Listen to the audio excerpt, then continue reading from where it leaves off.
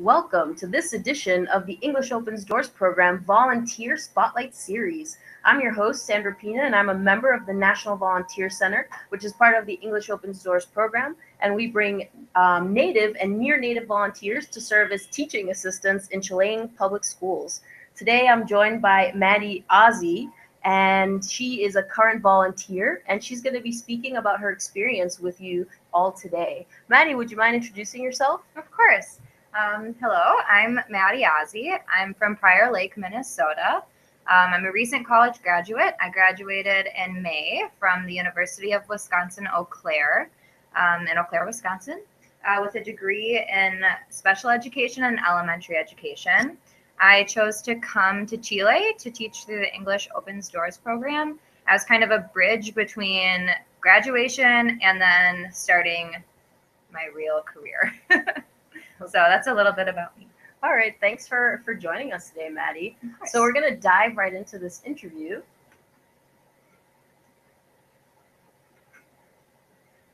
Okay. So Maddie, what has been the most positive aspect of your service thus far? I have absolutely loved getting to know my students and other people here in Chile. My students are amazing. They have so much energy and so much love for each other and other people. I can really tell that they care about me and their other teachers and each other. And that's really special to see because I don't see that as often in the classroom in the United States. And I've also really loved getting to know some Chilean friends and my Chilean family. The culture here is very generous and very caring. And it's been wonderful to be part of that. When I came here, I didn't know how to do anything, and I felt like a little kid, and I never had to face anything alone. Every time I had a problem, I had 5 people telling me, "Oh, I'll take you there. I'll help you with this. Don't worry, don't worry." So that was just really amazing to never feel like I was facing anything alone. Okay, great. So, Maddie, this year, as part of an educational reform, the English Opens Doors program and all of their initiatives have been implemented exclusively in municipal schools throughout the country. Can you tell us a bit about your experience of working in a municipal school here in Chile? Of course. So I work at a school in Puente Alto, and my school is a school of excellence. So my students actually have to test into the school and be accepted. So it's a little bit different than a lot of the other schools, but it's a really great school. You have students from all kinds of different backgrounds, different socioeconomic backgrounds, different home lives, just like you'd have in any school around the world. It's been really great working with the different teachers. It's definitely a lot more flexible than schools that I'm used to. There are a lot of interruptions or last minute changes that you just need to say, okay, I'll do my lesson tomorrow. Not a big deal. But it's really been an excellent experience. Okay, great. So what do you think has surprised you most about your students? I think I was most surprised coming here. I'm not sure why, but I really felt like students would be a lot different. And I was kind of surprised to see that they're the same. Kids are kids here just as they are in Minnesota and Wisconsin. Every student comes to school with their own, they bring their home life, they bring their personal life, they bring their school life. And as a teacher, my challenge every day is to meet them in the middle and figure out how I'm going to help them learn English. So I think that's what surprised me. Okay, and so for someone who's coming into this experience with a teaching background, how do you think it's shaped you as a teacher?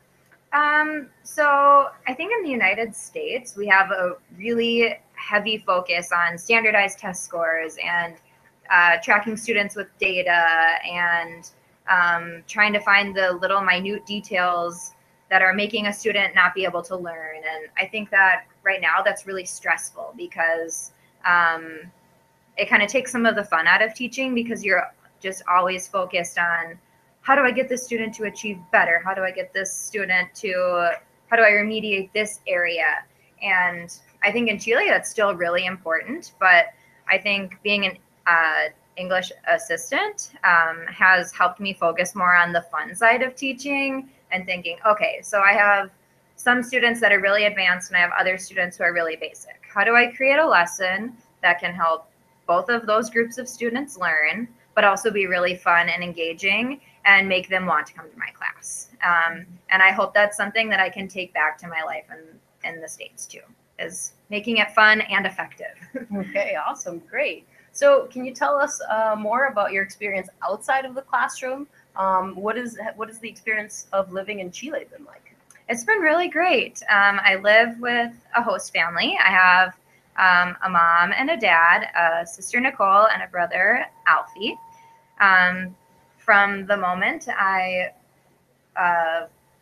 entered their home, I was their daughter, and they're always very concerned about my well-being. Am I tired? Am I hungry? Am I stressed about school? Is my hair wet? Am I going to get sick?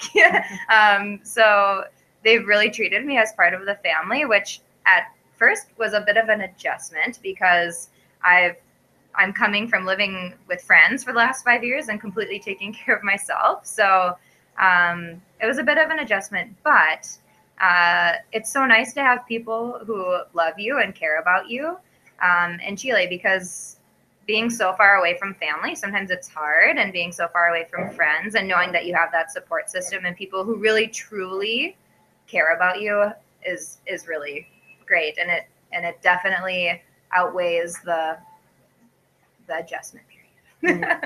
Okay, great. So what is something you've learned since you began volunteering with the program? I think I've always known it's important to be open to cultural differences and personal differences, but I think since coming to Chile, it's really kind of solidified that in my life and in my mind. When I came to Chile, everything's kind of the same, but slightly different. And some of those differences have been really wonderful and I love them. And some of those differences have been really challenging.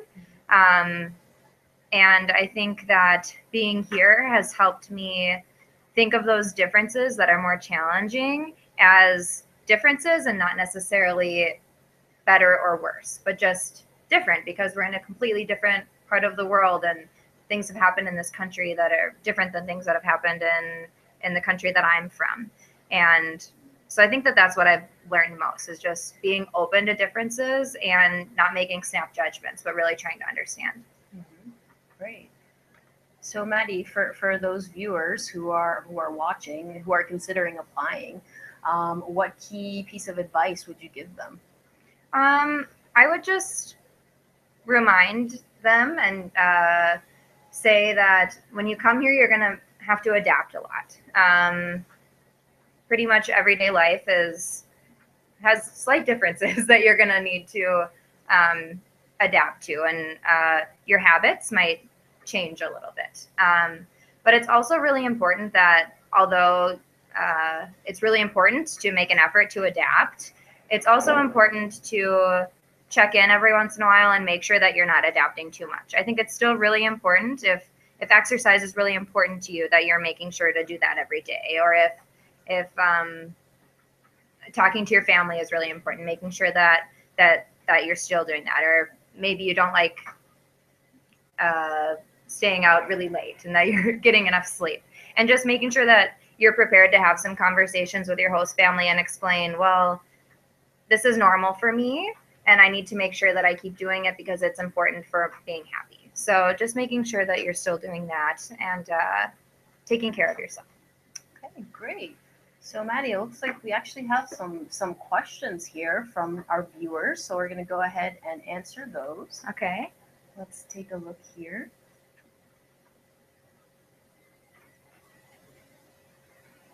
Okay, our first question for you is, have you seen any changes in your students' attitudes towards learning English? Absolutely. I think that that's probably the most exciting part. I've noticed that my students have a lot more confidence in their English speaking since I've been here. When I first came, my students were really reluctant to participate. And at first I thought that it was because they didn't have the skills, they didn't have the speaking skills, but actually they were just really nervous and they didn't think that they could speak English. And I think since I've been here and been practicing with them and have been encouraging them, it's okay if it's not perfect. Just try to communicate. They've just totally risen to the occasion. They're excellent. And as time goes on, they've started to communicate more with me, to ask me, oh, so how was it when you studied abroad? Or did you go to the color run this weekend? Or different things like that.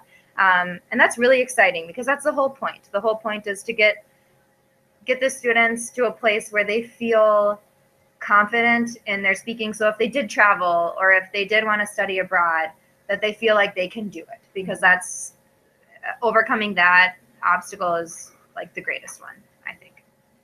Great. Our next question for you, Maddie, is what have been some of the challenges that you faced within the classroom and how have you dealt with them?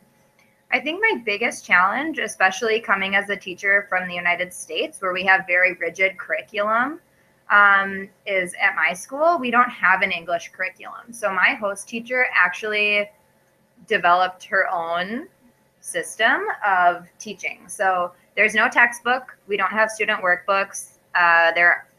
We don't have units or vocabulary. And so for me coming in, I felt really overwhelmed because I thought, oh my gosh, what vocabulary am I going to teach these kids? What structures am I going to teach them? However, after talking with my teacher, she helped me like create some initial lessons. And then as time went on, I got to know my students and, oh, well, they already know all of this vocabulary, so I'll choose more challenging vocabulary next time. Or, oh, this was way too difficult. I need to lighten up a little bit for my next lesson. And now after about a month, I finally got the hang of, okay, this is where my students are and I can create effective lessons now. Okay, great. And our last question, is there anything you would have done differently during your service? There are a couple things. First, I would have made more of an effort to practice my Spanish before coming. So that's a little bit different. Because contrary to my belief, the Spanish I learned in high school did not come flooding back into my brain after 5 years of not using it. So I would have done that because that would have made communicating a lot easier. And secondly, I would definitely, when I first got here, I was really nervous. I don't speak Spanish very well. And so I was really nervous to go and do things by myself, like go to a museum by myself or take a different bus by myself. And I was really scared that I would encounter a problem that I didn't know how to communicate effectively enough to handle. However, I think that wasn't necessarily a very good choice. I really wish that I would have gotten out more because people here are really so nice. I mean, every time I've gotten lost, people help me. So I really wish that I would have pushed myself out of my comfort zone to go for it. And if it didn't go well, then tomorrow's a new day. Okay, great, Maddie. Thank you so much for those honest answers. And going right back into our presentation. So here are the 2016 service dates for those of you who are interested, and definitely go onto our website and hit us up on social media for the latest information. Okay, Maddie, thank you so much for being here. We really appreciate it. And thank you all for watching. It's a great opportunity. Take advantage of it.